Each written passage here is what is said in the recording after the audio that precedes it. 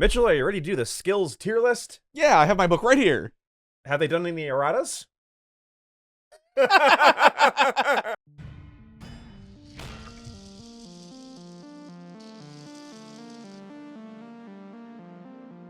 Hello and welcome to Necromundown with skills, the skills that kills, or makes you credits, or sometimes makes you not die. Yeah, skills or make your opponent not kills or make you faster?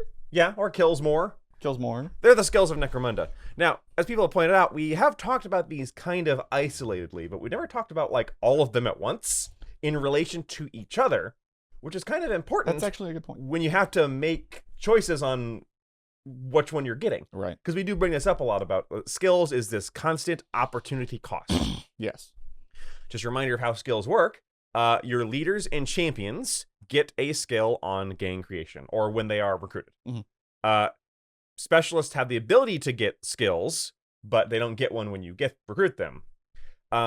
Sometimes skills compete for space with other things. Mm-hmm. Sometimes they go alongside other things. That's going to depend on your gang. So like legendary names for Orlok, those you get one of those and a skill. You Right. don't have to pick. Enforcers, which we just talked about, you have the skills from their skill trees, and you also have the skills from their prefectures, which is why you're never going to pick a skill from a prefecture. Yeah. Ever. Again, opportunity cost. Right. What we're going to talk about to start with is these are the skills available to, well, not everybody. Yeah, that's why it's a little weird to talk about these all together, is because every individual gang member has different access to skills. So if we compare sprint and disarm, mm-hmm. like maybe this guy doesn't have access to one or the other or neither. Right. Because you're every gang fighter and bounty hunter and Dranath Personae and everyone else, Mm-hmm. and brutes and sometimes, well, not hangers on, but brutes. Yeah. Hangers on will have them on their profile. Has access to given skill trees. And that's not even consistent within the same gang. Right. So, but we're still going to do our best. We're going to kind of talk about how these relate to each other. Mm-hmm. Savant. The guy from Street Fighter, right? Savant is a very weird skill tree. Yes. It is mostly out of game stuff, which Yes. is really weird. But Yeah, well, so we're going to be talking a lot about how this doesn't help you win games, but are they so good that they come over that? but it could be good. But it kind of does. It's kind of good. Let's start It's with okay. Ballistics Expert. When this model makes an aim basic action, make an intelligence test for them. If the test is passed, they gain an additional +1 to hit modifier. That should be in the shooting tree. Yeah, I don't the know why fact that's it's in the not, Savant tree. It's probably one of the best ones in this tree. Because if you aim, you get +1 to hit. I hard disagree on that statement. Really? Yeah. Like, I mean, it's the one that works in game, sure, but first off, isn't there just an equipment piece that kind of does the same thing? Yeah, but they stack. Sure, but That's true. There is a scope that you can. You put also on. have to pass an intelligence check. That's true. You could just put a scope on there. I actually don't like this one very much. I've never used it with Savant ever. I've also never used it. Okay, then that's the case. I say All it goes right, to fair C. enough. Fair enough. C. I don't like it as much as Hurl. You don't like it as much as Hurl? No, I think I would use Hurl more. Wow, that's pretty bad. All right, fine. Put it there. You're in charge of the mouse. Well, where do you want it to go? No, it's fine. Connected. This model can make a trade action during the post-battle sequence in addition to any other actions they make. They could even make 2 trade actions. They cannot do this if they are unable to make actions during the post-battle sequence. So the problem with this one is it is useless on most people who can get it. Yes. But no, it's not very good. So does this mean that if you put it on a leader, you would get +4 to your trade roll? No, because it's if your leader goes. I believe that his second trade action. I guess we should check. I hate this. I honestly, I think that's how that works. Is you would get an additional whatever bonus they give, and if that's not the case, this is F. So it's just +2 if the gang's leader is making a trade post-battle action. But they get to make 2. So I think what would happen is that your second one would only get to be +2. Because it doesn't say if he's making per, it's just if he's making a trade post-battle action. So what does this skill do? You put it on someone who doesn't. This skill is for people who don't normally make a trade So- post action. This skill does nothing on a leader or a champion. Well, I mean, okay, it doesn't do nothing because you can still like, I don't know, take someone to the dock. The skill is F, is what this is. You can still take someone to the dock and then trade. Yes, And then that's trade. When, that's when why That's when it's useful. But D yeah, low D. low D. Maybe I think we might be missing something on this one. Let us know in the comments. Yeah. If you we're think, wrong, because I think we're missing something on this one. Next one. Fixa. I hardly know her.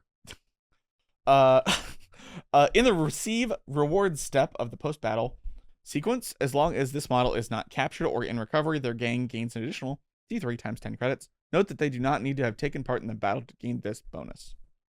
This is a great skill. It's just great. 3 credits. I think this is an A tier skill. It is an A tier skill. I keep going back to it. It doesn't do anything in the game. Sure, but credits are life. How do you compare that to Bull Charge, who gives you extra strength, or Berserker extra attacks? The understanding that these two are never going to be on the same guy ever. And that's the thing. It is hard, but like because credits are credits, and we know the value of credits. It makes sense to take as early in the campaign as possible. Yes. The problem is I wouldn't ever take this as a starting skill. I have. You have? So on, I believe there's an Orlock leader who doesn't have. If I want to make my Orlock leader shooty, I think he has Savant, or a Van Sar leader who you don't want to put shooty on. Why would you ever do that?